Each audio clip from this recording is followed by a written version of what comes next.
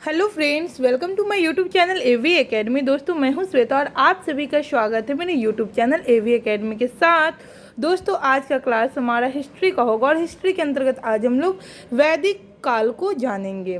पिछले क्लास में हम लोगों ने वैदिक काल के बारे में कुछ जानकारी प्राप्त की थी और शेष जो बचा है उसको आज के क्लास में देखेंगे। तो दोस्तों, जिन लोगों ने पिछले क्लास को नहीं किया उनके लिए मैं डिस्क्रिप्शन बॉक्स में लिंक को डाल दूँगी ताकि आप लोग वहाँ से जा कर के पिछले क्लास को कर लीजिएगा। चलिए आज की क्लास को शुरू करते हैं और आज का हमारा पहला पॉइंट है, ईरान से भारत के आर्यों के आने की सूचना किस अभिलेख से प्राप्त होता है।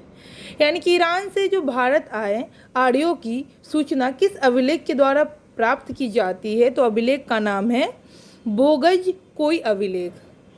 बोगज कोई अभिलेख है। दूसरा पॉइंट है हमारा, उत्तर वैदिक काल में किस क्षेत्र को आर्य संस्कृति की धुरी समझा जाता है। तो अंग एवं मध्य को आर्य संस्कृति की धुरी समझा जाता है। अंग एवं मध्य को आर्य संस्कृति की धुरी समझा जाता है। नेक्स्ट पॉइंट, गोत्र शब्द का प्रयोग सर्वप्रथम किस काल में प्राप्त हुआ है। तो ऋग्वेद काल में गोत्र शब्द का सबसे पहले प्रयोग हुआ है। आगे देखते हैं, ऋग्वेद संहिता के दूसरे से 7वें मंडल तक सर्वाधिक प्राचीन माने जाते हैं।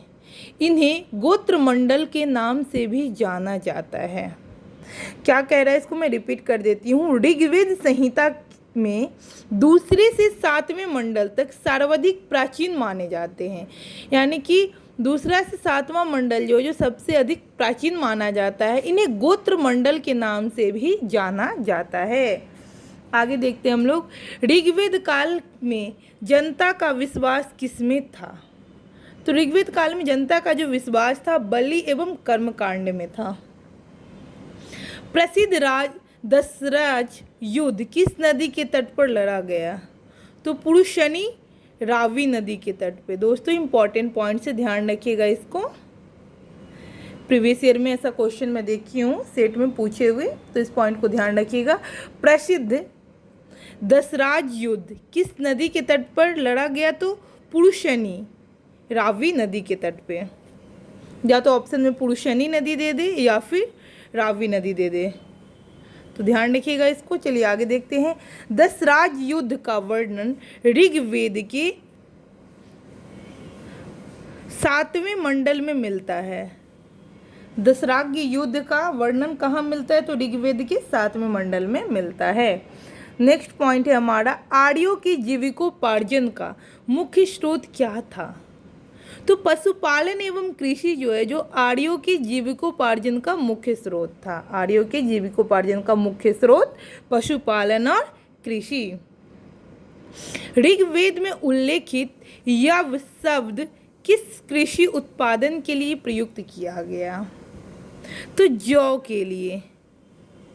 अगला पॉइंट देखते हैं, वैदिक युग में प्रचलित लोकप्रिय शासन प्रणाली का क्या नाम था। वंशानुगत राजतंत्र प्रणाली। वैदिक युग में जो प्रचलित थी लोकप्रिय शासन प्रणाली, उसको वंशानुगत राजतंत्र प्रणाली के नाम से जाना जाता था। अगला पॉइंट है हमारा, आयुर्वेद अर्थात जीवन का विज्ञान का उल्लेख सर्वप्रथम किस वेद में मिलता है। तो अथर्ववेद में मिलता है। ध्यान रखिएगा इस पॉइंट को। आयुर्वेद अर्थात जीवन का जो विज्ञान है, इसका उल्लेख सबसे पहले किस वेद में मिला। तो अथर्ववेद में मिला। ठीक है। अथर्ववेद में सभा और समिति को प्रजापति की 2 पुत्रियां कहा गया है। यानी कि सभा और समिति को प्रजापति की 2 पुत्रियां किस वेद के अंतर्गत कहा गया है। तो अथर्ववेद के अंतर्गत।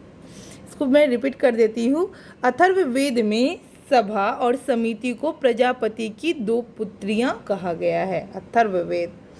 अगला देखते हैं पॉइंट, गायत्री मंत्र का उल्लेख किस ग्रंथ में मिलता है। तो ऋग्वेद के 3रे मंडल में। ऋग्वेद के 3रे मंडल में गायत्री मंत्र का उल्लेख मिलता है। ऋग्वेद में किसको युद्ध का देवता समझा जाता है? तो इंद्र को युद्ध का देवता समझा जाता है। ऋग्वेद में इंद्र को युद्ध का देवता समझा जाता है। पूर्व वैदिक आर्यों का सर्वाधिक लोकप्रिय देवता कौन था? तो इंद्र था। अगला पॉइंट देखते हैं हम लोग। गायत्री मंत्र की रचना किसने की थी? विश्वामित्र ने गायत्री मंत्र की रचना की थी। श्रीमद् भागवत गीता मूल रूप से किस भाषा में लिखी गई थी? तो संस्कृत भाषा में लिखी गई थी। अगला पॉइंट देखते हैं। सत्यमेव जयते किस ग्रंथ से लिया गया था? मुंडकोपनिषद से लिया गया था। बहुत ही इंपॉर्टेंट पॉइंट से ध्यान रखिएगा, बहुत सारे एग्जामिनेशंस में क्वेश्चन पूछा गया इस पॉइंट से, तो आप लोग को एकदम ध्यान रखना है। सत्यमेव जयते शब्द किस ग्रंथ से लिया गया है? तो मुंडकोपनिषद से लिया गया। मुंडकोपनिषद से सत्यमेव जयते को लिया गया है। मुंडकोपनिषद से सत्यमेव जयते शब्द को लिया गया है, ध्यान रखिएगा, इंपॉर्टेंट पॉइंट से। आगे देखते हैं हम लोग। अब हम लोग ऋग्वैदिक नदियों के बारे में पढ़ेंगे। ऋग्वैदिक नदियों में प्राचीन नाम और आधुनिक नाम जानेंगे, ठीक है? तो आगे बढ़ते हैं हम लोग।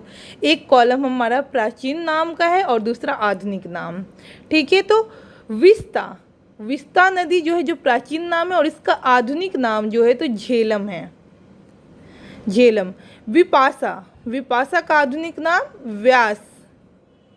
द्विदत्ती या दृश्य दधती का आधुनिक नाम घग्गर, चौतांग नदी। कुंभू का आधुनिक नाम कुर्रम। कुंभा का आधुनिक नाम काबुल। सदानीरा का आधुनिक नाम गंडक। तो दोस्तों एग्जामिनेशंस में कभी कभी पूछ देता है, जैसे पूछ देगा सदानीरा नदी का आधुनिक नाम क्या है इनमें से, या फिर कौन सी नदी को सदानीरा नाम से संबोधित किया गया है। दे गंडक, घग्गर, स्वात, ऐसे करके कुछ नाम दे दे, तो आप लोगों को ध्यान रहेगा, सही से पढ़िएगा तो सही जवाब लगा कर आइएगा। तो सदानीरा का आधुनिक नाम है गंडक। तो इस तरीके से ध्यान रखना है, सदानीरा का आधुनिक नाम क्या है? गंडक है। असीकनी का आधुनिक नाम है चिनाब। सतुद्री का आधुनिक नाम सतलज। गोमल का आधुनिक नाम गोमती।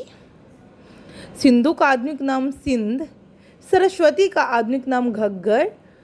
सुमोशा का आधुनिक नाम सोहन। सुवास्तु का आधुनिक नाम स्वात है। तो ध्यान रखिएगा इसको। इस तरीके से हम लोगों ने ऋग्वैदिक नदियों के प्राचीन नाम और आधुनिक नाम को समझ लिया। अब आगे बढ़ते हैं। अगला पॉइंट है हमारा, ऋग्वेद की मूल लिपि क्या थी? तो ऋग्वेद की मूल लिपि ब्राह्मी थी। इंपॉर्टेंट पॉइंट से ध्यान रखिएगा, ऋग्वेद की मूल लिपि तो ब्राह्मी थी। जीविकोपार्जन हेतु वेदांग पढ़ने वाला अध्यापक क्या कहलाता था? तो उपाध्याय कहलाता था। राजा की उत्पत्ति का सिद्धांत किस ब्राह्मण ग्रंथ में मिलता है? इत्रेय ब्राह्मण में। तो ये भी इंपॉर्टेंट पॉइंट से ध्यान रखिएगा। राजा की उत्पत्ति का सिद्धांत इत्रेय ब्राह्मण में मिलता है, नामक ग्रंथ में मिलता है। आगे देखते हैं हम लोग।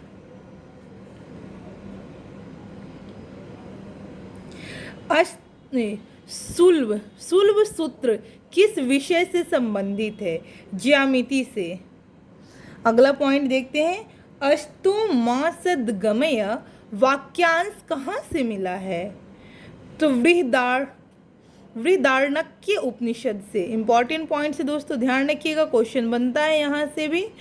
तो अष्टोमासद्गमय किस वाक्यांश कहाँ से लिया गया है? तो बृहदारण्यक उपनिषद से। अगला पॉइंट से, चरक संहिता नामक पुस्तक किस विषय से संबंधित है?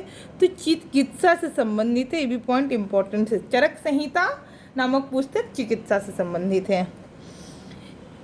याज्ञवल्क्य गार्गी संवाद का उल्लेख कहाँ से मिलता है? बृहदारण्यकोपनिषद से मिलता है। अगला पॉइंट देखते हैं हम लोग।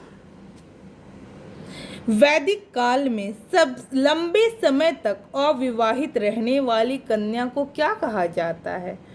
जो वैदिक काल में लंबे समय तक अविवाहित महिला हैं, जिनकी कन्या है, जिनकी विवाह नहीं हुई है, उनको क्या कहा जाता है? तो अमाजु, अमाजु नाम से जाना जाता था। वैदिक काल की बात कही जा रही है। अगला देखते हैं, वैदिक काल में द्विज श्रेणी में कौन कौन शामिल थे? तो द्विज श्रेणी में ब्राह्मण, क्षत्रिय एवं वैश्य शामिल थे। द्विज श्रेणी में ब्राह्मण, क्षत्रिय और वैश्य शामिल थे। आगे देखते हैं हम लोग। ऋग्वेद में सरस्वती नदी को सर्वाधिक पवित्र बताया गया है और इसे नदीत्मा व नदियों की माता की संज्ञा दी गई है। तो क्वेश्चन पूछ देता है कि ऋग्वेद में सबसे अधिक पवित्र नदी किसे माना गया है? तो सरस्वती को सबसे अधिक पवित्र नदी माना गया है ऋग्वेद में और इसे नदीत्मा व नदियों की माता की संज्ञा दी गई है सरस्वती नदी को। तो दोस्तों इस तरीके से आज हम लोग वैदिक काल को यहाँ पे कंप्लीट किए। आज के क्लास में हम लोग पूरा कर लिए। तो दोस्तों मैं उम्मीद करती हूँ कि आज का क्लास आप लोगों को काफ़ी पसंद आएगा। कहीं भी किसी भी प्रकार का कन्फ्यूजन लगे तो आप लोग बिना कुछ सोचे कमेंट सेक्शन में कमेंट कीजिए कि मैम मुझे यहाँ पे प्रॉब्लम हो रही है, मैं आपके प्रॉब्लम को दूर करने की कोशिश करूँगी। तो दोस्तों अगर अभी तक आपने हमारे YouTube चैनल AV एकेडमी को सब्सक्राइब नहीं किया तो सब्सक्राइब कर लें, बेल आइकन को दबा दें ताकि लेटेस्ट अपडेट आपको मिलता रहे। तो चलिए, देखने के लिए धन्यवाद।